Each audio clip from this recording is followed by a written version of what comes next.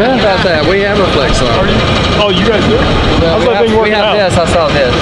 How's that FlexArm working out? Oh, it works great. Good. We'd love to have another one. So tell me, Steve Cam, turn around. Look at this camera.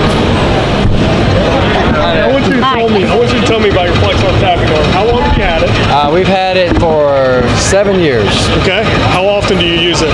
Daily, every day. We use it every day. If you could put a monetary value on it, how much time has that FlexArm, or how much money has that FlexArm saved you? A little bit? A lot. Yeah. A lot? Yeah. Well, plus the flexibility is the flex. With the tapping heads, you can only do small window envelopes, maybe 12-inch depth. With the FlexArm, you can go out a full 5. What is it? 5 feet? Yeah, 5 feet on. Yeah. Yes.